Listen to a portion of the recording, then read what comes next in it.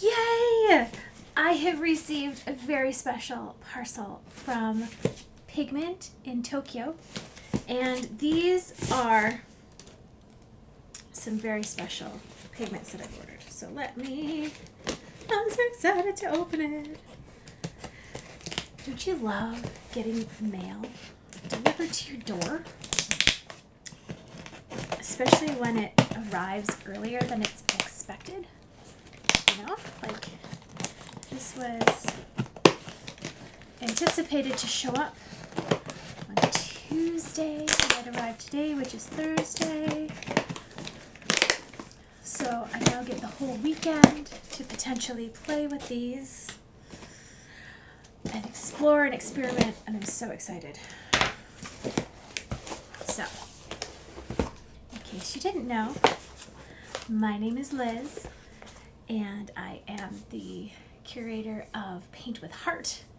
I make luscious watercolor paints that are intentionally curated to entice your muse.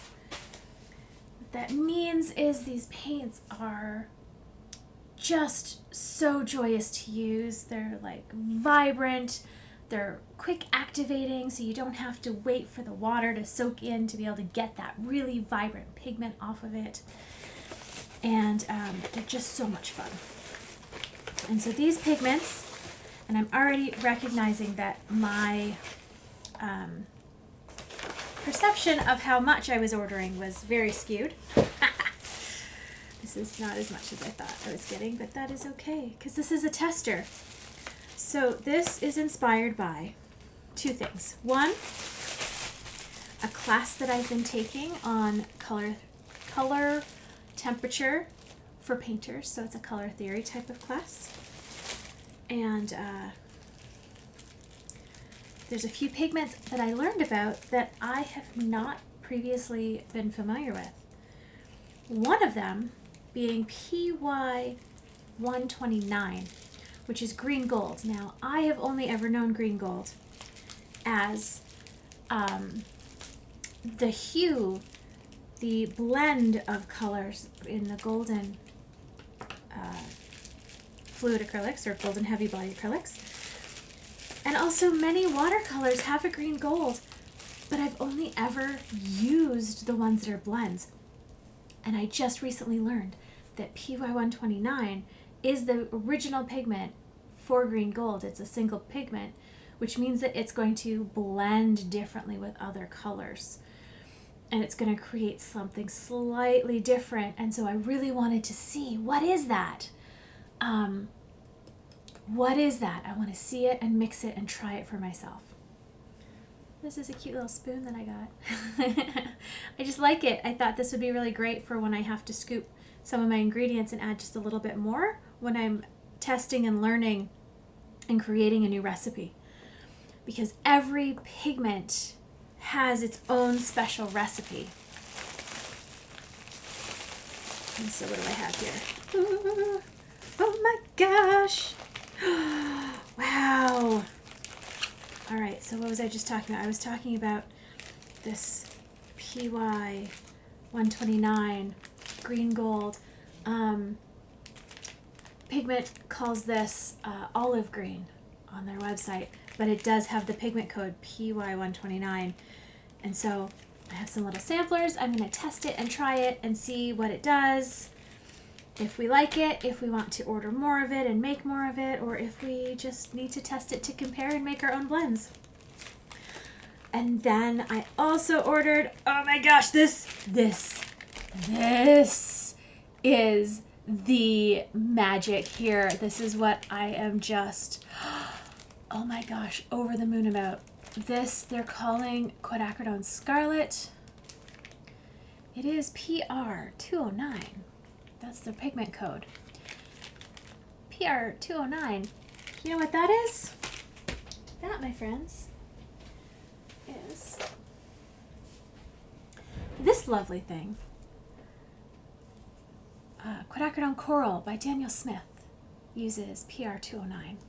I've never been able to find this color in any other format other than watercolor, and an oil paint that Daniel Smith also makes. until I got looking around and I found out that PR209 is under many names. So Daniel Smith calls it quinacridone coral. There's also, who is it? I can't remember.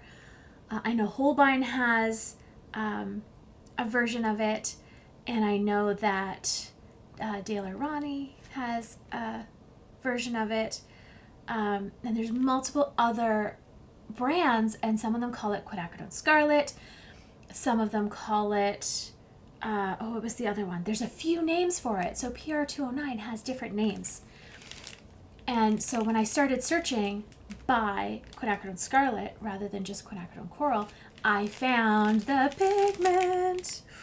Now, the other thing I have to consider and why I need to test it is because sometimes pigment codes have different variations in different colors. So for example, PV19 is quinacridone red, but it's also quinacridone violet. So they're very different colors with the same pigment code. So just because this says PR209 doesn't mean it's going to look the same as this. But I'm hoping, just looking at the color on the bag, how it's kind of stained the top here, like I think it's pretty close. It looks so close. And I did this experiment recently, and I think I shared it with you, where I actually used a Daniel Smith watercolor stick, and I dissolved it in some acrylic binder, and I made paint with it. And then, so these are my swatch samples of it. This one is a gradient with the full mass tone that I was getting, and then with water. And this one was the full mass tone and then blended with white, and how it blends out. And does this not look so close to what that is gonna make? I really think I finally found it. Like, this is the jackpot, people. I'm so excited about this. If you couldn't tell. Oh my gosh. And I found out about quinacridone coral and quinacridone scarlet both being the same pigment code because of also this color class that I'm taking with Peter Donahue, because I'm using a website or an app called The Artist's Helper, and you can use that to plot or to visualize on a full color gamut where the specific pigments show up. And so mapping that relationship of the colors when you're using them in a painting and relating, like, how do these colors shift depending on if they have a warm light or a cool light influence. That's the class I'm taking with Peter Donahue. It's amazing. And because of it, I also found this, because I found out that quinacridone coral was named different things through that Artist Helper app. So you never know where you're going to find those connections to discover the things that you may be looking for along the way. Things you didn't even know you needed. And with that, I'm bringing us to bismuth yellow. I didn't know I needed this, bismuth yellow. But this is one that is recommended in this class that I've been taking. It's an opaque pigment, and it's not one that I have had in my collection yet. So I did recently purchase it as a golden heavy body acrylic. I'm going to start testing it out with the mixing. And the importance of this is because opaque and transparent pigments, they're gonna blend differently with different colors, right? They just have different characteristics, and because of the ability for the light to go through it versus the ability of the light to get absorbed by it is going to give you different outcomes. And so having multiple colors that are similar at the mass tone but that have different characteristics like opacity and transparency is going to give you different options when you're blending. And so that is why I'm testing bismuth yellow with my watercolors. And then these these ones are just some fun, they're all fun, but these are some more fun things that I ordered for myself. Because pigments come from lots of different places for the creation of paint and colors. Some are manufactured, some are sourced from the earth and elements, and some are called lake pigments, which means they come from dyes. So you make a dye, and then you can precipitate out the color into particles, and make a pigment from that, because the dye itself is not generally like usable for paint in a stabilized sort of a way. But when you make these pigments, these lake pigments, then you can put the watercolor binder or oil binder or acrylic binder, whatever you're using, and you can make paint with it. So this is cochineal carmine. Cochineal is it's little tiny beetles that eat, that breed and feed off of cacti in Mexico, and I'm sure other places as well. But I saw the actual cacti in Mexico when I was there last summer.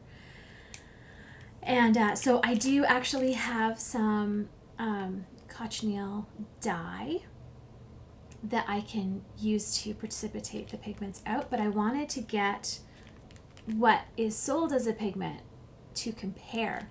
So this carmine, there's lots of paints that you can see, these beautiful pinks and pinkish reds made from carmine. It's also used as a food coloring. It's also very commonly used in makeup. So this is really beautiful. I'm really excited to test that out. And then when I make my own precipitate, I can compare and see if I'm getting something similar and decide like how much to adjust those recipes as well. It's all a big experiment.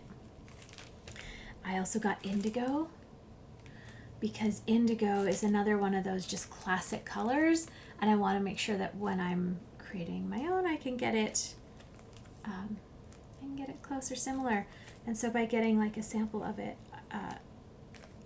as it's sold for professional use, I can also compare and see how it goes and how it works. So indigo.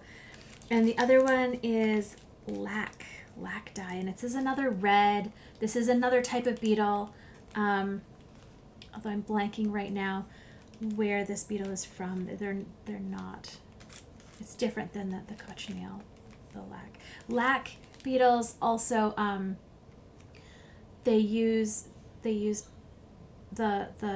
excretions from the lac beetles to make shellac. So that's another common use for those, and that's a very historic use for those bugs. So that's really fun, and also found in food and makeup. So yeah, interesting things you probably didn't know you wanted or needed to know, or maybe you didn't want or need to know. But the thing with lake pigments is they're usually not light fast. So that means that they're going to fade in direct sunlight, but it depends what you're using them for. If you're using your watercolors in a journal, or you keep them protected and away from the sun, then it doesn't really matter. Or if you make prints from it and you get the prints made in an ultraviolet, or in a light fast ultraviolet protected sort of way, then that will work. You can also put your art behind UV protected glass, or there's different ways of sealing your art that will protect it from UV fading as well. So there's options. There's all sorts of options. So that's why I'm no longer shying away from the botanical and lake pigments, because I think it's a fascinating thing, and you get other various colors, other options. But these three, I don't know why I could not find them locally and close by, and I'm so grateful that I have found them. I'm really excited to test them out. So, yay! Thank you for joining me on this unboxing adventure. I'm so excited, and I can't wait to test it and make some paint. have a wonderful day. I hope you enjoyed this. And again, thank you for joining me.